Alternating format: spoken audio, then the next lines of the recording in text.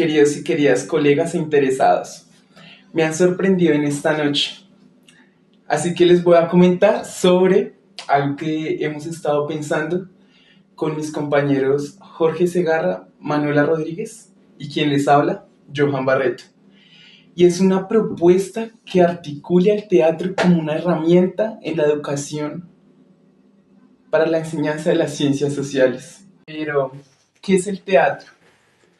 ¿Y cómo nos servirá este en la construcción de una malla curricular enfocada en las ciencias sociales? Empecemos por esa definición de teatro. El teatro es una forma de arte que representa, construye y expresa una historia a través de personajes en un espacio determinado. Para Augusto Boal, el teatro es el primer invento del ser humano, debido a que nosotros, antes de actuar, tenemos una representación en nuestra cabeza de esa acción que vamos a cometer. Por ello, para Boal, el teatro es algo que va intrínseco en nuestra vida. Por ello, estamos fundamentando nuestra propuesta curricular en esta articulación del teatro, que también va a abordar pedagogías críticas basadas en Henry Giroux, que ve que la educación, y más que todo en este momento que enfatizaremos en las ciencias sociales, es una oportunidad para empoderar al estudiante, de formar un estudiante crítico que se cuestione, que analice, que reflexione sobre su entorno y sobre su cotidianidad en esta sociedad. Asimismo, de crear un pensamiento emancipatorio y una organización.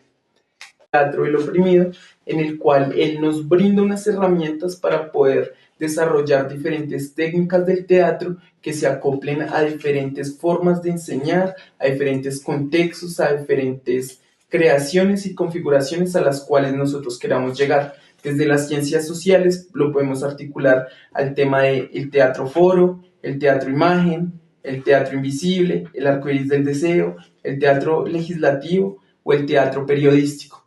Todos estos y muchos más ayudan a que el estudiante se empiece a problematizar tanto desde el periodístico las noticias que normalmente lo bombardean en su día a día, como el tema del arcoíris del deseo, que es una forma de autorreconocerse, autopercibirse, esta exploración del individuo, como el teatro foro, que es un teatro en el cual los actores pueden interactuar con los mismos espectadores y se crea una dialéctica en la cual cambian de personajes, identifican sus problemáticas y muchas más herramientas que este autor nos puede brindar para nosotros poder alinearlo a los estándares de las ciencias sociales.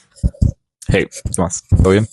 Bueno, el constructivismo, esa palabra que resuena en los pasillos de la pedagogía como una melodía, prometedora claramente. Vygotsky, con su teoría sociohistórica, nos enseñó que el aprendizaje no es un acto solitario, sino una construcción conjunta, una danza entre lo que ya sabemos y lo que podemos descubrir con ayuda de otros. ¿Y qué mejor escenario para esta construcción que el teatro? Imaginemos una clase de ciencias sociales, un aula donde los alumnos no son meros receptores de datos históricos y teorías políticas, sino protagonistas de su propio aprendizaje, donde el escenario se convierte en un espacio de experimentación y dramaturgia, en el puente entre su conocimiento previo y la comprensión de nuevas realidades. Vygotsky habló de la zona de desarrollo próximo, ese abismo entre lo que un estudiante puede hacer por sí solo y lo que puede lograr con la ayuda de un guía o de sus pares. Es en este escenario que el teatro es la mayor manifestación pura de este concepto. Cuando un estudiante asume el papel de un líder revolucionario, un esclavo en la antigua Roma o un ciudadano en la Revolución Francesa, no está memorizando información, está viviéndola. Se enfrenta a dilemas, conflictos, emociones y en ese proceso su conocimiento se expande.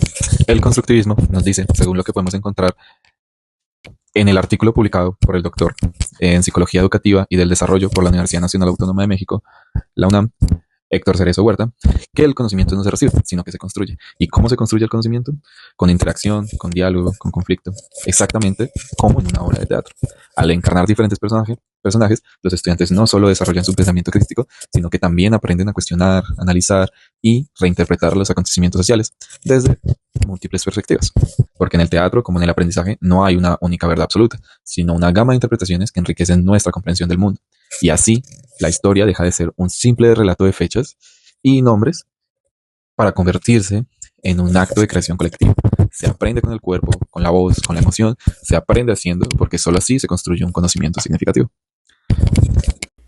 El teatro se convierte en una herramienta pedagógica valiosa para la enseñanza de las ciencias sociales, ya que permite la representación y la exploración de conceptos y sucesos históricos, sociales o culturales. El teatro transforma el aula en un escenario de aprendizaje activo, donde los estudiantes no solo van a memorizar información, sino que van a experimentar y van a desarrollar habilidades comunicativas, el pensamiento crítico, la imaginación, el trabajo en equipo, la expresión corporal o la capacidad de resolver problemas. Por ejemplo, dramatizar o analizar obras de teatro que aborden temas como la democracia, los derechos humanos o la historia nacional permite a los estudiantes internalizar estos conceptos que son muy abstractos o muy teóricos de una manera más vivencial y experimental. Esta conexión directa entre la teoría y la práctica garantiza que el aprendizaje sea más significativo para los estudiantes. Un ejemplo de cómo vamos a articular los TBA con nuestra propuesta curricular será: en grado tercero se trabaja y se reconoce el papel que cumplen los representantes de los estudiantes y el consejo estudiantil en la vida de la institución educativa mediante su participación en la elección de estas. Una estrategia pedagógica y didáctica que planteamos será dividir a los estudiantes en grupos donde se les asignará dos roles, unos de candidatos y otros de votantes. Cada uno de estos grupos deberá dramatizar y representar, en este caso los candidatos deberán hacer propuestas que respondan o que hablen de las problemáticas halladas en la escuela, y en este caso los votantes deberán ser quienes escuchen estas propuestas para